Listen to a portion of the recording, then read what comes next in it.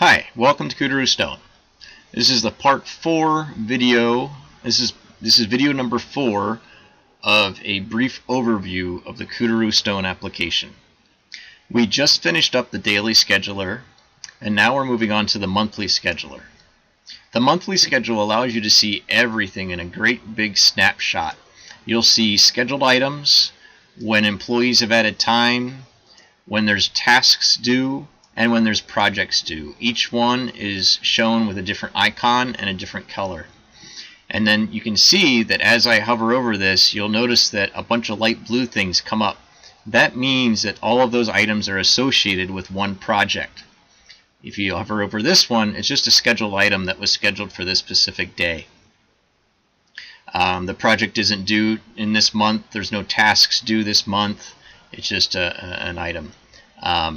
But here you'll see that there's a scheduled item for project number 17,000, and here's an employee time entry, and we can tell that by the little icon up here. So that gives us an idea, a great big overview of all the projects that are currently being worked on in a specific month. A good overview. Digiboards are very close, very similar to dry erase boards, only in a digital format. Commonly called a Kanban board as well. If we click on the Digiboard and we click on Task Board, you'll notice this is very similar to the Project Task Board, except this is showing all tasks for all projects across your entire business. If you want to filter by user or by manager, you can do that as well, so you can see who's been assigned what and what their work schedule looks like. If a particular user has a bunch of tasks that are assigned to them and they're all open, maybe we need to move those to a different person, and so therefore we can assign them to a different user instead of the one that we've assigned them to. You can move them from one list to the other as needed. You can move them back. You can move them into the build column so that you know that they're built and you don't need to worry about it anymore. Again, very similar to a dry erase board for tasks. The project board, very similar to the task board, except that this is just projects, generally projects. Again, you can different projects can have a different status, and so you can drag these projects from one list to the next. Some businesses use dry erase boards to manage their projects, and this mimics that, so that you can still use the same general functionality as you had before. Again, you can look at project time. This project has time associated to it. You can click the button and it brings up, it filters out just time for this specific project. If we go back, you'll notice that there's project notes. You can see all the notes for that particular project. You can see the due date and who's the manager. You notice the manager is right here, and then the due date. We're currently overdue, so therefore it's highlighted in red. This is the project board. The custom board allows you to create your own boards however you want. You can name them anything you want. You can have unlimited number of boards. You can have a board for, planning a Christmas party. You can have a board for marketing, marketing potentially, and different lists are different lists within that board. So we have a board, which is the overall thing. We have these individual lists, and then within each list you have multiple cards, and these cards can be moved from list to list, and you can edit the card, giving it a different description. If there's a due date, if you'd like us to associate this particular card with a project, it doesn't have to be associated with a project. These are just one-off cards that you can create however, whenever you want. Say you are planning a holiday party. You can come in here and you can say, okay, I gotta call the restaurant to reserve that room, and so it's not really associated with a project or a task. You can add notes so that everybody knows what the status of that particular card is. I called, the reservations have been made, and so so on and so forth. You can add new cards, add new lists, and then you can also add in new boards. Again, this is totally customizable for how you need to manage your business or different aspects of your business. This is the custom board on the Digiboard. Mapping, coming over to the mapping, it just allows you to map your clients. If your clients have addresses, you can go ahead and map those. Projects, you can go ahead and map projects. Right now these two projects are located here and here.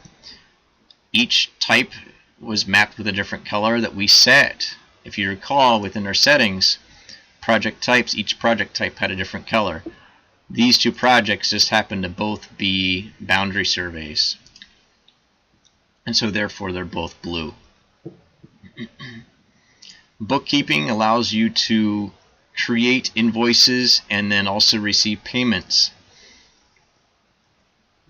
So if we select one of these invoices, you'll see all the details with regards to the invoice. You'll also see all the details with regard to the project. This is the project information. You know, what was quoted, what's all the employee time, what's all the equipment that was used on this project, and all the notes that pertain to this project, so that when you're creating the invoice, you have all the project information right at your fingertips. When you create a new invoice, you just select the client, the project, the invoice date, and then you click Add Line Items, and then you'll be able to add in the individual line items. You can receive payments from clients. When you receive a new payment, you can apply it to different invoices across multiple invoices for the same client. Create new payments. The reports, you have an accounts receivable report that allows you to see all your outstanding invoices, apply payments to them, edit the actual invoice. You can create PDFs of those invoices. You can export this entire report to a PDF. Employee time report allows you to see an individual person's time for the week for bookkeeping purposes.